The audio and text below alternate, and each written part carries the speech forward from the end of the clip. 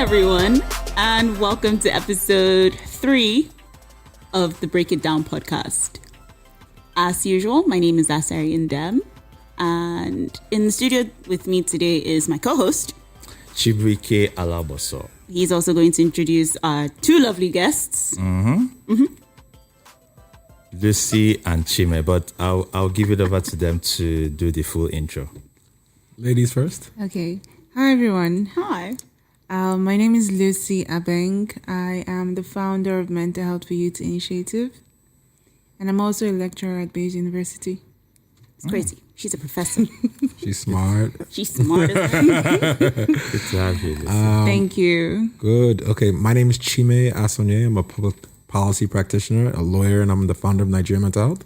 We are a multidisciplinary network of practitioners, persons with disabilities, and organizations focused on psychosocial well-being in the country. So it's great to have people like Lucy on board working collaboratively as we push for mental health reforms in the country. Sounds great. Also, I'm very interested in you being a lawyer because today we're breaking down the mental health bill. No, so before we get into policy and like breaking stuff down, do you have any experiences with anyone who either has or had a mental health issue that was just exacerbated by like their lack of access to quality healthcare? Chibike, do you know anyone like that? None comes to mind immediately. Really? Yep. How But about you? what immediately comes to mind is rather a research, because as advocates, we advocate with evidence. So I remember this research that Nigeria Health Watch, actually our other arm, our research arm, AP Africa, did some time ago with Africa Polling Institute. Around mental health care in Nigeria. And some of the feedback. Say again? A very important study. Yes. I cite it all the time. Yes. Yeah. So, because you can't advocate based on what you think. It's based on, this is what is on ground. So I think some of the findings or some of the feedback that people gave in that survey, it's really mind-boggling. People saying, if someone has mental health issues, they're going to flog it out of them. People think it's a spiritual problem. So such feedback sort of makes you wonder how people, what people think around mental health, because the usual perception is, when someone is on the road, someone is, use the 3-word MAD.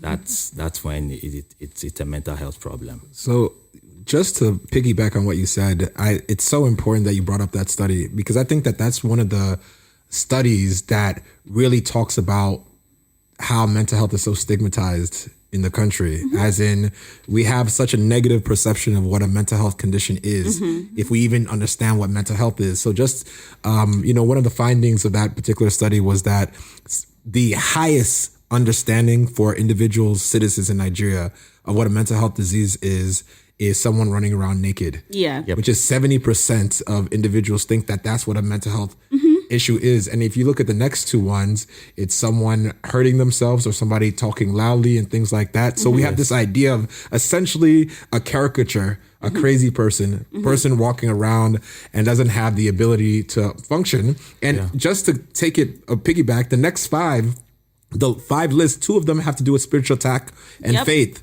So we think that it's either a punishment of God, right? We also, you've sinned or something like that, and it's coming to roots. From the village people, that like we usually say.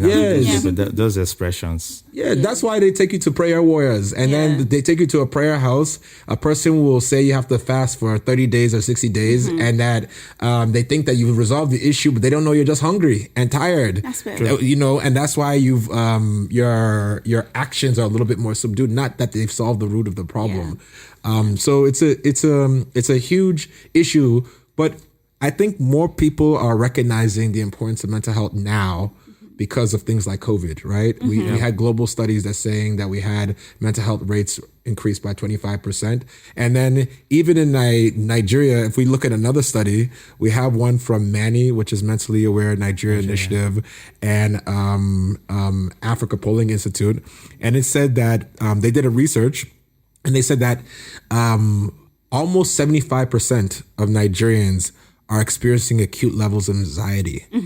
And I don't think that it should surprise anyone given what we're all going through. We don't have to spell out whether it's inflation or whether it's economic crisis or it is cash crunches or it's fuel scarcity or whatever. Or it's your personal, people have their own mental health conditions that are genetic or disposition. So we're really struggling. And people don't realize that this is important, but it is. Not just because of the mental health conditions, but because of mortality. People die because they take their lives and they can't get access to care. People think that suicide is something that, is a white man's disease. But they don't know that the majority of suicides actually take place in low and middle income countries like Nigeria, which is unfortunately an epicenter for suicide on the continent. So it's something that we definitely need to think about. And it's something that it may affect you. Right? If the statistics are anything to go by, but it might affect your friends, your neighbor, your sister, your brother. Someone so we need to make sure. So there are studies that, show that there is a problem with accessing mental health care in Nigeria. And the mental health bill was raised to solve some of these problems, right?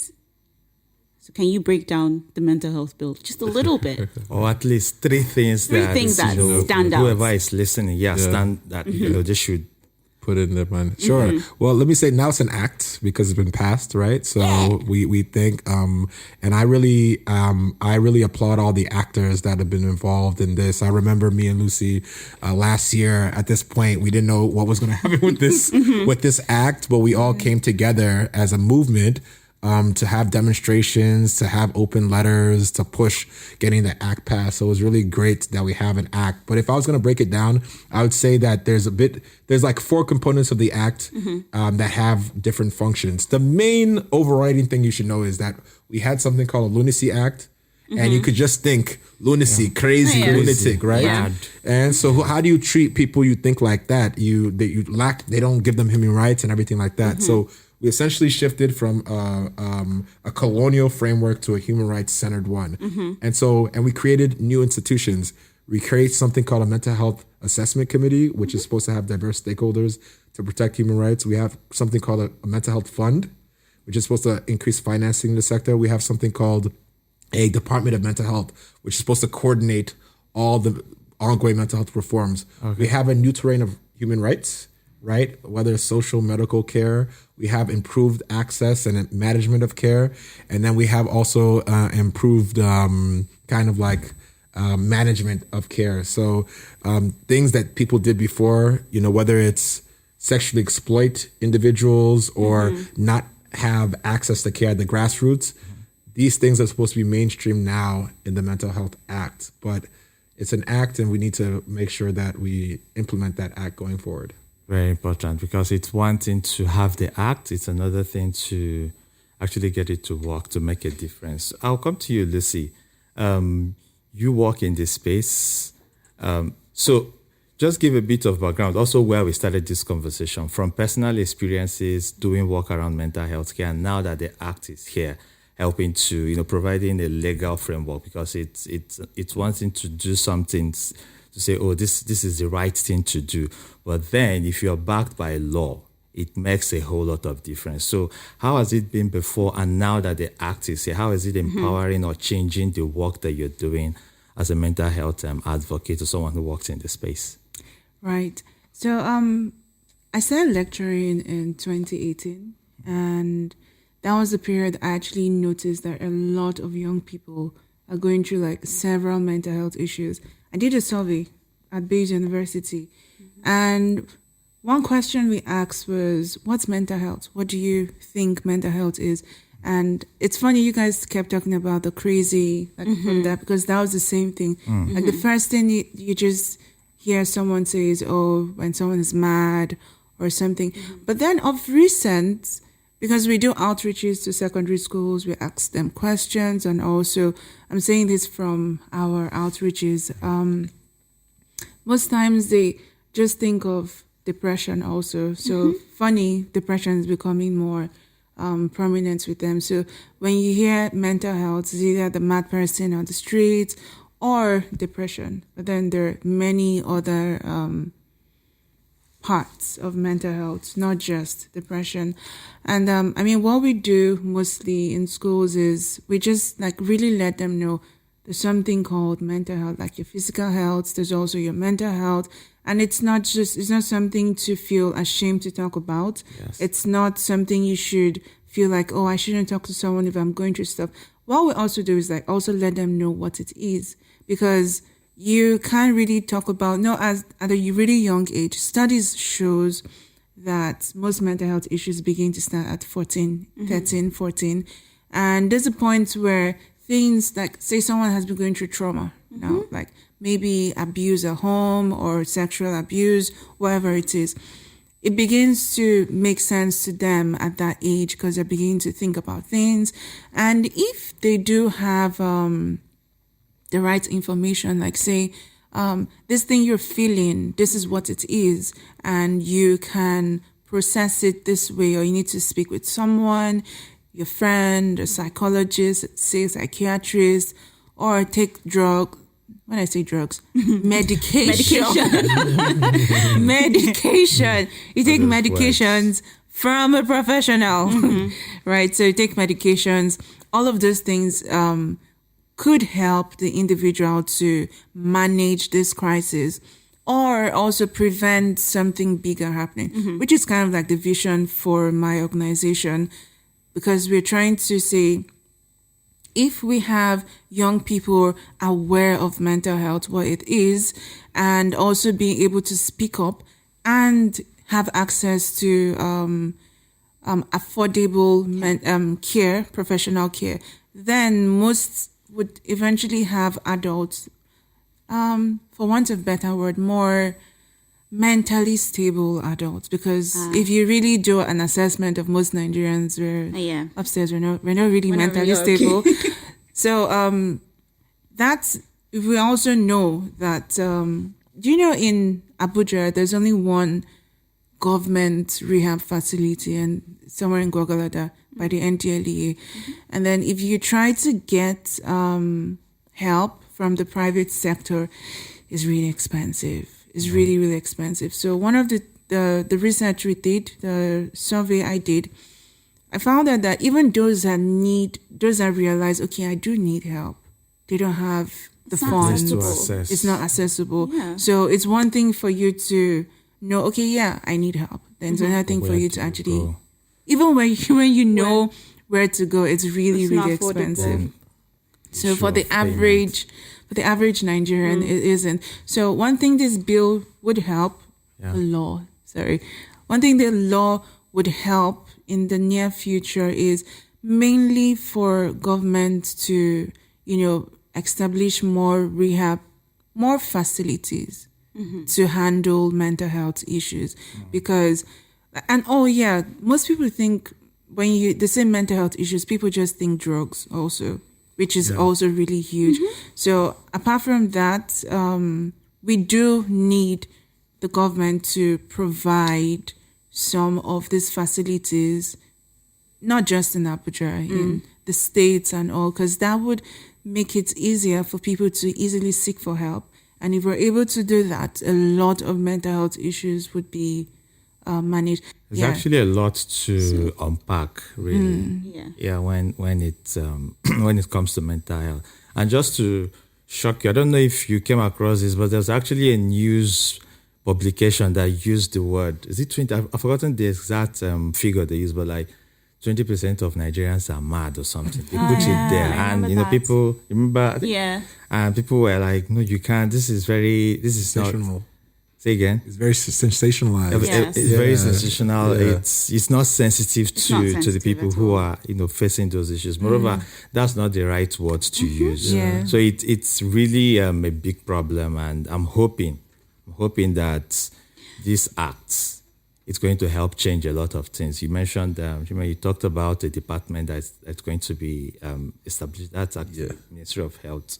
Yes, but it's supposed to be in the Ministry of Health. So many things to respond to. So yes, it's supposed to be established in the Ministry of Health.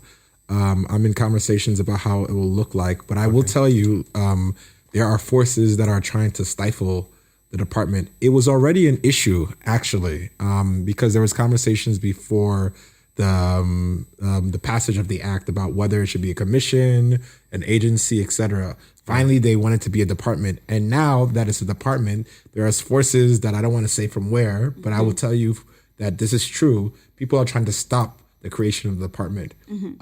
Already, the National Mental Health Program, which was established last year, doesn't get a lot of funding right now. If you go to their office, it's like they don't have a lot of resources. It's a small cubicle, it's a small office, not even a full office. This space is bigger than their office itself. So you can imagine how mental health is deprioritized. And the other issue is that when we have the Mental Health Act, good, we need it implemented, but we need other conducive regulatory environment, right? So the point of the Mental Health Act is to get people who are psychologically vulnerable help. People who are struggling, people who are facing challenges with their psychological condition. But we have other laws that prevent you from getting help. So for instance, decriminalizing attempted suicide. Right now, attempted suicide is illegal based on a 1-year jail penalty, according to the criminal and penal codes. So it's a crime. It's a crime. It is a crime right now. So they can detain you and say you've tried to attempt suicide. I was talking to the VP, former Vice President Osibanjo. He said that somebody tried to walk across a highway and they were arrested. And what was their charge? That they attempted to commit suicide by walking around. And that's how they detained them. And you know how it is when you work with the police. You struggle in challenges, right? The World Health Organization says that if you have places where suicide is criminalized, people don't want to engage in help-seeking behavior. They don't want to talk about their issues or challenges. And officials don't want to collect authority from different locations because they're afraid of suicidal behavior. So we need to decriminalize attempted suicide. Nigerian Mental Health, along with over 40 plus members of the organization and partner organizations, including professional associations, we started a petition called Suicide Not Crime. People can visit our website, www.nigerianmentalhealth.org. They can sign the petition. We also launched a policy brief last week in honor of National Suicide Prevention Month. And the point was that to give evidence-based recommendations of why we should decriminalize attempted suicide and what alternatives that we should have. We shouldn't have people who are vulnerable and want to take their life, and then we should get them the support they need. We shouldn't get them detention or punishment. So you mentioned, actually, Lucy, you mentioned access to mental health care. And for me, I think that's like a really big thing because I've had like bouts of anxiety and bouts of depression. And I remember at some point, maybe last year or 2 years ago, it was definitely last year, where I was thinking, I do need to go to the UK because I feel like I need to go and speak with my therapist. No. I was like, I need to go and speak with my therapist because my therapist is in the UK. And I thought to myself, well, why can't I talk to someone here? Right? Yeah. And then I reached out to like a couple of facilities that offer help, right? And the cost. Oh my God. The cost for one session. And the insurance didn't cover it. My insurance does not know what it is. It doesn't. So the Mental Health Act, does it speak to making mental health care accessible and affordable for Nigerians? Anybody? I would say that it does. I mean, the point of the Mental Health Act is to expand access to care. And so there's provisions in it about how there's supposed to be expansion of mental health services in other diseases, HIV, AIDS, malaria, postpartum depression, etc. But there's also says that there's supposed to be guidelines to mainstream mental health in all public health facilities, right? So right now you can go to a public health facility and get an HIV test. You should be able to get a screening for, a mental health condition too. So it's supposed to create those guidelines, and we'll see what happens in the future with that. So the point is to expand access to care. Yeah. Really. And like you said, a lot of people don't. There was one study that says that less than 10% of Nigerians get the care that they need. Yes. You know, Absolutely right. you have to convince most Nigerians to go to the hospital for their physical health. How much more Their mental health, right? So That's actually true. we did an interview one time. We do a street interview sometimes, and there's this one man we met, and he said, if he has mental health issues, he would speak to his God. Like, he doesn't believe that you need to speak to another human.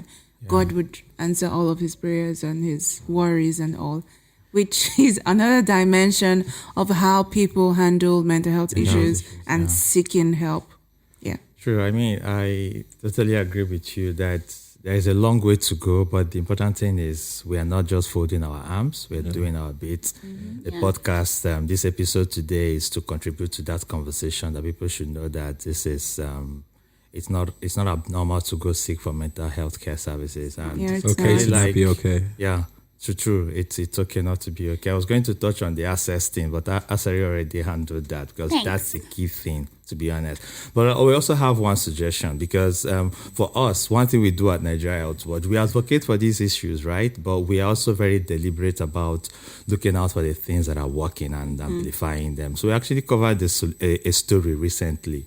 So it's actually a concept where you can leverage on community health workers to expand access at the primary healthcare level, because we already know a lot of people access care at that level. Yeah. So how about we also push for that? Not, of course, there are, depending on the level, the scale, what the person is dealing with, but at that level, basic screening, understanding, even postpartum depression, dealing with women at that level. That's something we can also leverage. We think that can be leveraged on to improve access. And again, to keep pushing, like Chime said, very important, health insurance doesn't cover it. So is that a conversation that needs to start happening as well? Yeah, absolutely. I was going to say, it was an article that you wrote. Yes. Right? Yeah. So someone's providing this solution in Imo State. Yeah, the Happiness Project. Yes. I'm actually, so there's an article I wrote at Harvard Africa Policy Review. When we were pushing to implement the Mental Health Act. It's often regarded because it uses image gap and it pushes it. So it's a really good example. I'm actually supposed to meet with one of the individuals who helps lead that project in the next 2 weeks to see how can we collaborate to really expand and scale that work. I will say, however, that regardless of the screening at the community level, you're always going to have an access deficit. Whether it's transportation, whether you can't be in every community, So what do we do there? And I think that one of the things we really need to do is a national crisis hotline. And if any individuals here are listening and they're having psychological vulnerabilities, if they're having suicidal thoughts, they can visit our website, again, www.nigerianmentalhealth.org. Not only can you sign the petition and read the policy brief on decriminalizing attempted suicide, but we have hotlines, crisis hotlines right now that Nigerian Mental Health members have, and even ones that are ran by government, like in Lagos and Abuja here. But it's just access is too small, and we need to expand it, those services for individuals. But just to say that there is help, that we have these resources out there, and you should really make sure you take advantage of them, because every life is important. Every life is precious. Yeah. Awesome. Thank you so much. I think that this is an excellent place to end this podcast, because you have just given a message of hope, and you've given details on where to actually access mental health care in the country. I think you're absolutely right. We do need to do a bit more. Actually, no, we need to do a lot more. But I'm very proud of the Mental Health Act. I'm glad that it was passed. Despite forces trying to... clap for government. It's one of the good things that happened. Yeah. It's actually a major shift, like you said, lunacy to mental health. Yeah. But it's really been amazing having you all, having you and Lucy join us today and break these things down. I mean, this is just a 25-minute show, but we're hoping the conversation will keep going, because it's really an important conversation to have. So thank you. And you're welcome back anytime. Yes, please. Thank you for having us. It's not a one-off. All right. Yes. So today's a good day to remember that your mental health matters. Your feelings are valid. The fact that no one understands how you feel doesn't make it less than what it should be. And people's strengths, mental strengths differ. So the fact that you don't feel as strong as the next person doesn't make you any different. We're just humans. Yeah. And speak to someone, speak to a loved one, someone you trust. Very important, someone you trust. Right. Speak to someone who actually does care about what you're saying. And try to seek help when you can, wherever you can. And love yourself. Yep. Thank you so much. You're welcome. The theme for this year is mental health is a universal human right. Yes, it is. And I think Nigeria has taken one step towards ensuring that it becomes a universal human right. We just need to do a bit more. Exactly. A whole lot more. Exactly. Just walk the talk. Yeah. Yeah. All right. So thank you so much for joining us today. We really appreciate it. You're welcome. As always, my name is Asarian Dem. And I am Chibike. And I'm Lucy Abeng. And I'm Chime Asonye. And this has been the Break It Down podcast. Break it down.